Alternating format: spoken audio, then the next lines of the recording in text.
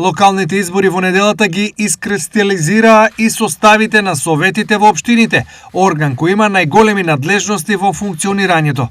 Иако градоначалниците се тие кои ги представуваат општините и освен репрезентативен се и со најсилен статус, сепак улогата на советите е најголема и најважна.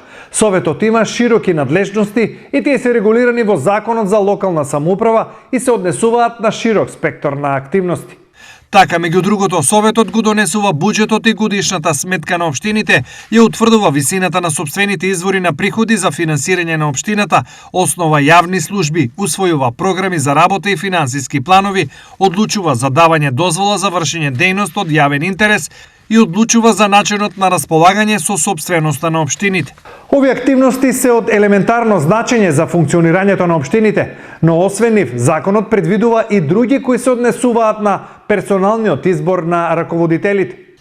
Така, Советот го избира лицето кое раководи со подрачната единица на Министерството за внатрешни работи, дава препораки за раководно лице од областа на јавната безбедност и безбедноста во сообраќајот, покренува постапка за вршење на контрола над материјалното и финансиското работење и други надлежности.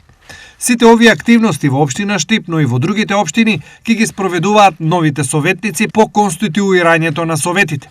Првата седница на ново избраниот совет ја свикува председателот на советот од претходниот состав, најдосна во рок од 20 дена на завршувањето на изборите.